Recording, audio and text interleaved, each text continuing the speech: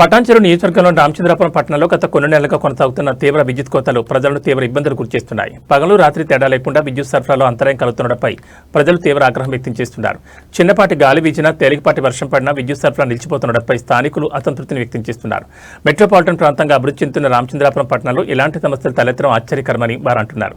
ఈ నేపథ్యంలో BRS party senior నాయకుడు మాజీ పటాన్చెరు మార్కెట్ కమిటీ డైరెక్టర్ ఐలిష్ TGS PDCL Patancheru divisional engineer భాస్కర్ను కలిసి సమస్యపై వినతిపత్రం అందజేశారు. ఆర్తీపురం భారతీనగర్ ప్రాంతాల్లో విద్యుత్ కోతలు తీవ్రంగా ఉన్నాయని ఆయన వివరించారు. ప్రజలు నెలకు కోట్ల రూపాయల విద్యుత్ బిల్లులు చెల్లించడంతో పాటు డెవలప్మెంట్ ఛార్జీలు ఇతర ఛార్జీలు కూడా భరిస్తున్నప్పటికీ సరైన సేవలు అందడం లేదని విమర్శించారు. విద్యుత్ సరఫరా వ్యవస్థ 30 ఏళ్ల నాటి పాత విధానంలోనే కొనసాగుతుండడం వల్లే ఈ సమస్యలు ఉత్పన్నమవుతున్నాయని పేర్కొన్నారు.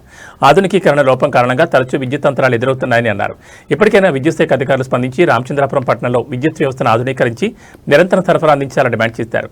లేదంటే ప్రజలతో కలిసి పెద్ద ఎత్తున నిరసనలు చేపడతామని హెచ్చరించారు. అందరికీ నమస్కారం. మరి ఈరోజు మన రామచంద్రపురం ప్రాంతంలో విద్యుత్పై సమస్యపై వస్తున్నటువంటి సమస్యల మీద పటాన్చెరు డివిజనల్ ఇంజనీర్ భాస్కర్ గారిని కలవడం జరిగింది. మరి వారికి కూలంకుషంగా చెప్పడం జరిగింది. చిన్నపాటి వర్షం పడితే కరెంటు పోవడం, మరి అదేవిధంగా ఎన్నో ఏళ్ల కింద వేసినటువంటి విద్యుత్ వైర్ల వల్ల నిరంతరం అంతరాయం కలగడం జరుగుతుందని, మరి ఈరోజు రామచంద్రాపురం హైదరాబాద్ మెట్రోపాలిటన్లో ఒక భాగం అయ్యింది.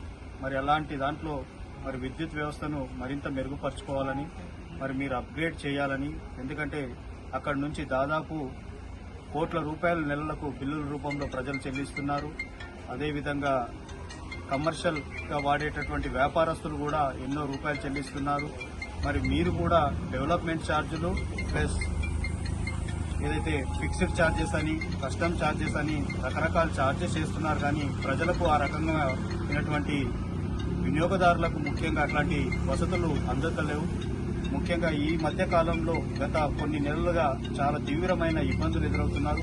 దానివల్ల వర్క్ ఫ్రం హోమ్ చేసే ఉద్యోగస్తులు కానీ, ఆన్లైన్ క్లాసుల్లో విద్యార్థులకు కానీ చాలా ఇబ్బందులు ఎదురవుతున్నాయని చెప్పేసి వారికి తెలియజేయడం జరిగింది. మరి వారు సానుకూలంగా స్పందించి ఈ సమస్యను త్వరలోనే పరిష్కరిస్తాం, మీరు చెప్పిన విధంగా నూతన పద్ధతిలో సప్లైని మెరుగుపరుస్తామని చెప్పి హామీ ఇవ్వడం జరిగింది.